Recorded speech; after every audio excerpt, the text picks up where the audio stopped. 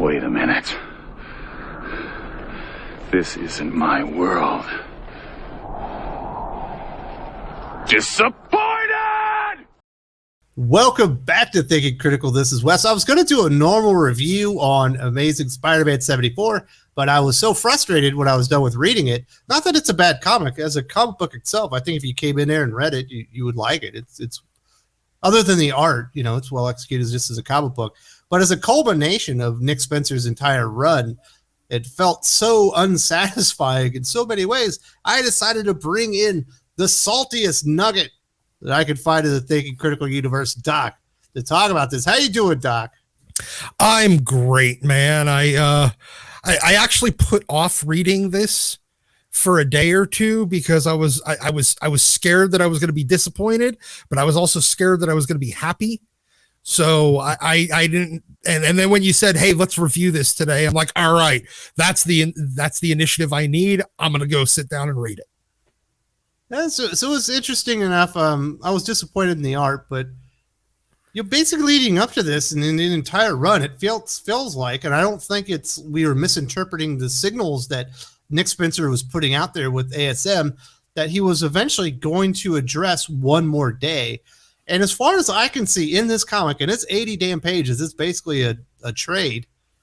The only thing that addresses One More Day is really Mephisto kind of acknowledging the reason he did One More Day is because Mayday was going to be the person that destroys him, and he had to take that character out of existence. Right? Yeah. Like he basically said, "I see everything," and initially he saw Spider-Man being the one to, end Mephisto's, conquering of Earth at the end. But then I guess after Mayday was born, it changed to, her being the one to end his reign, and he needed to eliminate that. So that was why he made that offer in One More Day. And I mean, I get it. Okay, that's cool. The thing is, though, yeah, you're right. It felt like they were leading up this whole time. You remember when Doctor Strange goes into his office and he says, "What have you done with Peter's soul?" Yes, what's wrong with Peter Parker's soul? And he never mentions Norman Osborn, or I'm sorry, Harry Osborn. No, he didn't. The premise of this started with a simple question between Doctor Strange and, well, I mean, it didn't start with that, but when we got the real lead up, it started with a simple question of, what did you do to Peter Parker's soul? And then they answered the question that never got asked, which was, what did you do to Harry Osborn's soul? Yeah, I feel like we saw Kindred literally murder Peter Parker like 50 times over for Peter Parker's sins. Yeah. And they're talking about the sins of Peter Parker, and Mary Jane supposedly in there, and she has the answer because she's known who Kindred is all along and all these things. Peter Parker's not even really what the story's about. The story's about Norman and Harry and what Norman did and Harry's revenge on Norman. As far as I can tell, Peter didn't do shit. Why was he after Peter? Again, I haven't the slightest damn clue. Like I feel like there was some serious editorial interference that totally changed it. They totally pulled the rug out from under us. And this one's one where normally, under normal circumstances, a year ago, if a Nick Spencer book came out and did what they did here, which is pull the rug out from under the reader with what we were expecting to get, I would have blamed Nick Spencer. This one, however, felt 100% like it was editorial. No, we know Nick Spencer, he's leaving Marvel to go to Substack for that premium gig where you get like a stipend and benefits and all these things. It certainly appears that he's left early. It felt like he was leading up to issue 100 to really pay this stuff off. And obviously he left at issue number 74. Like, did the editorial go, fuck you, you're leaving early. You can't undo One More Day, and you can't have this ending that you wanted. So all the things that you've been leading up to, you're going to have to change it all. And Like he did the best he could. That's almost what it feels like. It really does. It feels like he did the best he could, which isn't to say it was a bad. Wiping out sins past is an achievement in and of itself. Exactly. I mean, look, it was the thing that most of us, look, I'm a hardcore Spider-Man guy, almost as much as I am a hardcore X-Men guy. And that's one, I can't speak for other Spider-Man fans, but Sins Past is one, or not Sins Past. Sins Past was one that I like literally mentally blocked out. Like, you have to remind me that Sins Past happened, or else I like somebody with like fucking PTSD or something.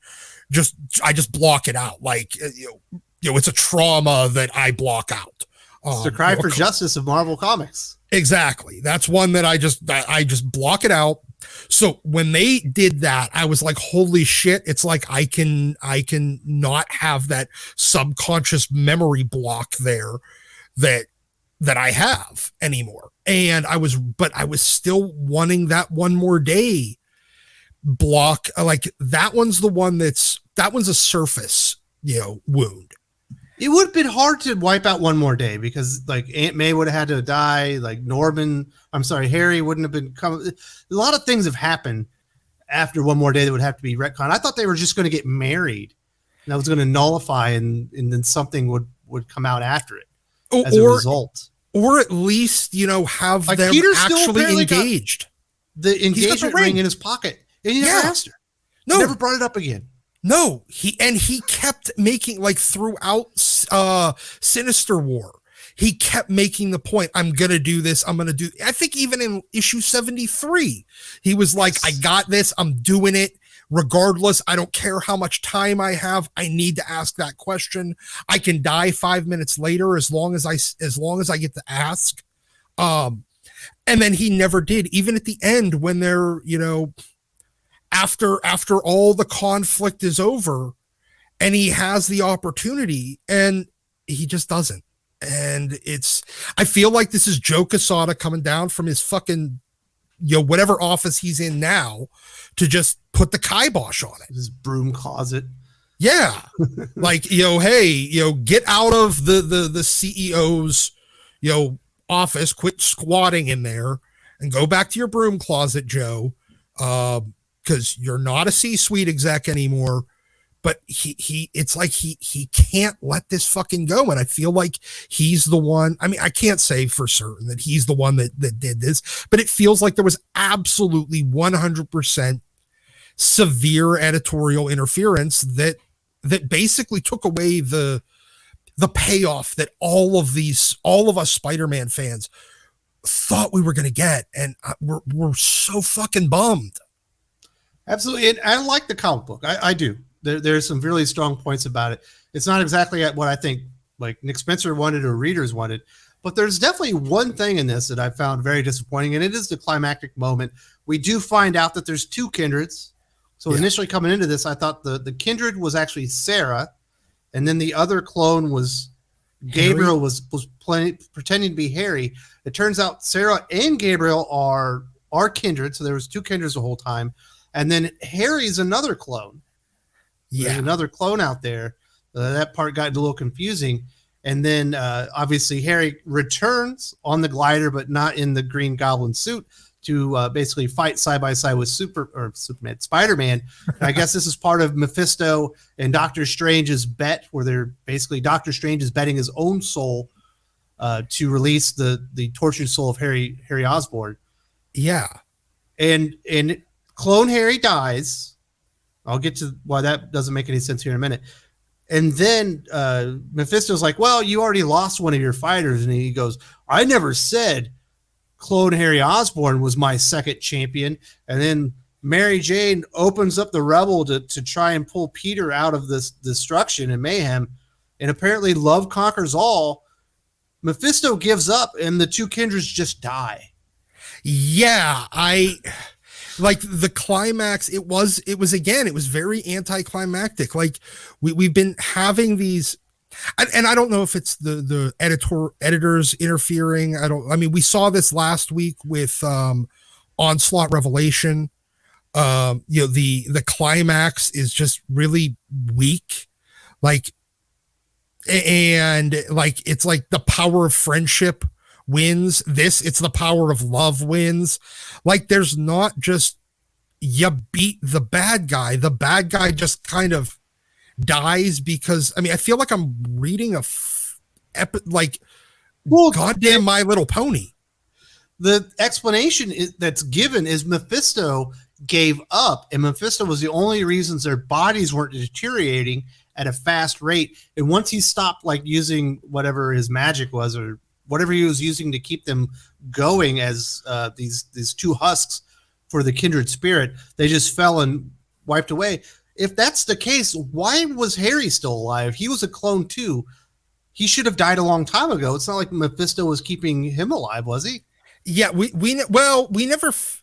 First of all, they did never answer where the Harry clone came from, because I thought it had to have come from the laboratory from the AI Harry that was created by a chameleon and the guy with the robots. Yeah, I get you, but I don't think that he did, because AI Harry he would have died. Well, A, he would have died. B, AI Harry wouldn't have made a perfectly good Harry, because it was an evil AI Harry. He wouldn't have made, Happy Family Man post, forgiving Spider-Man on his deathbed Harry, if it was made by AI Harry. So I have no idea. We still have no idea where the hell this Harry Osborn came from. And the thing is, let's be honest, there's a lot of history of clones when it comes to Spider-Man. So this could always lead into a Jackal thing. It could lead into, Ben Reilly's coming back, and the last time we saw him is where he was basically being the Jackal during the clone conspiracy. So he could have created the clone. I thought Scarlet Spider came after that with Peter David. No, years ago. Yeah, there was, but I thought that was Kane. Thought Kane was the Scarlet Spider in that book. Pretty sure it was Ben Reilly. Was it? Okay, I could be wrong. I did skip that series. I skipped that series and I was bummed. I read the Spider-Man 2099 series that spun out of that. That was good. But I skipped the Scarlet Spider book. But regardless, I do have some questions, Doc. Yeah, so there's some confusion to me when we've got Sarah and Gabriel, and they're upset, with Peter, or they're upset with Norman, and they're blaming Norman for all their problems. And it's like, I thought Norman was duped in this whole thing too. He thought these were his children, and they weren't. And they're like, "This is all your fault." It's like, sure feels like this is all AI Harry Osborn's fault.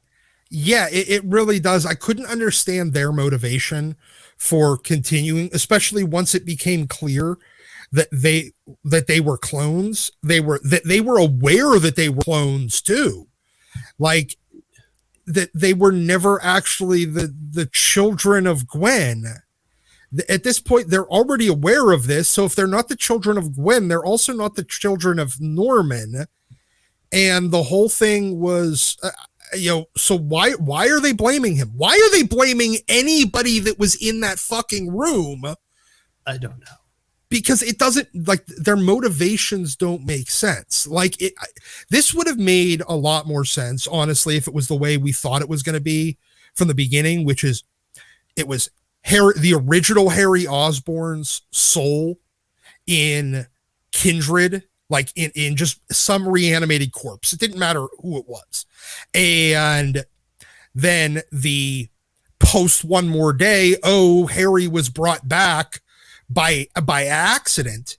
And this was Mephisto using Kindred to get back the Harry Osborn, because Harry shouldn't be alive. So now there's two souls of Harry Osborn, and he had already bartered for one, so he's pissed off. That would have made a lot more sense. And the Harry Osborn in hell is pissed off that there's another Harry up there getting a life that he didn't living have. His life. Yeah. What the hell? A life that he never had the chance to get, so he would obviously be pissed. So it really, really feels like this is there was definitely interference here that changed and really it seems like Nick Spencer was just trying to do his best with the continually changing goalposts from editorial to make it work.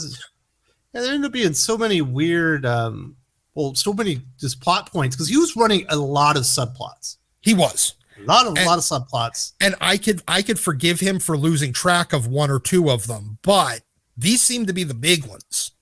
It almost feels malicious on Marvel's part. It's like, oh, you're leaving early. You don't get to do any of the stuff that you wanted to do. You could have to change it all.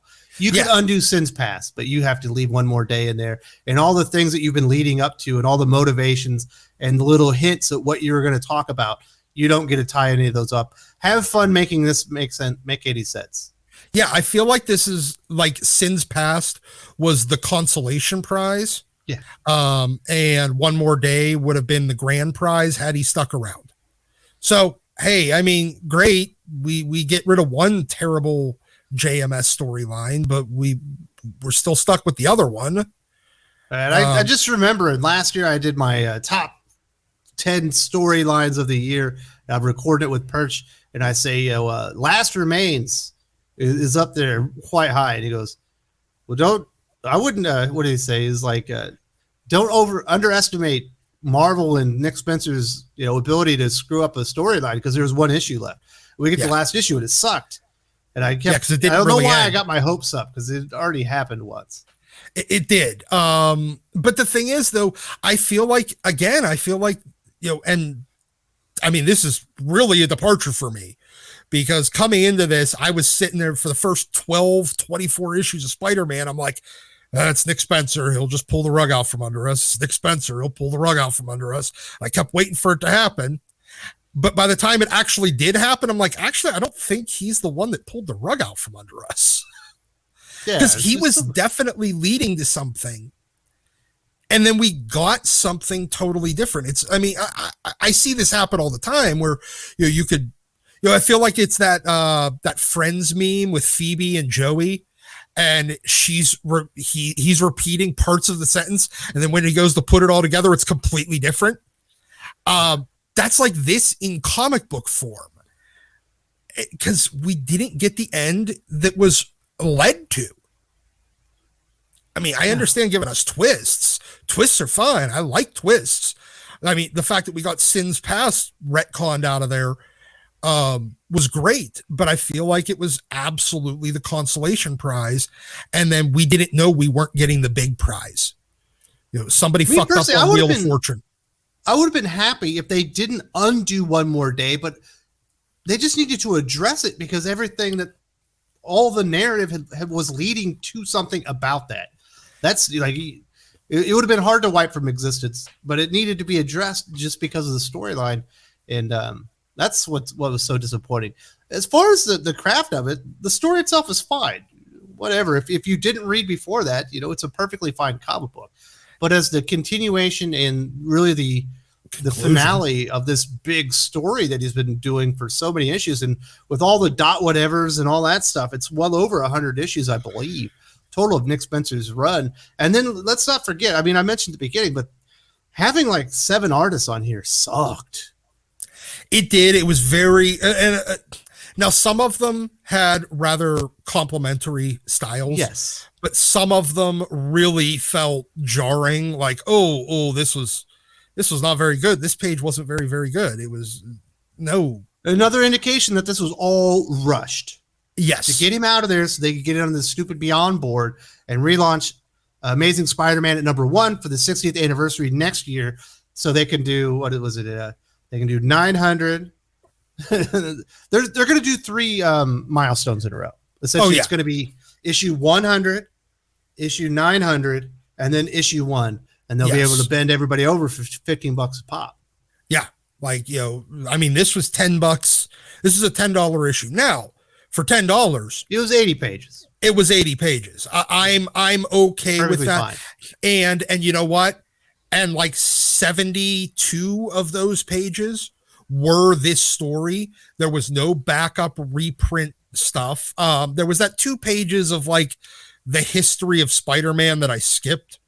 There was like 4 pages at the end with a kind of a lead-in story to another, to like issue 75. And then there's, oh God, what would it be? The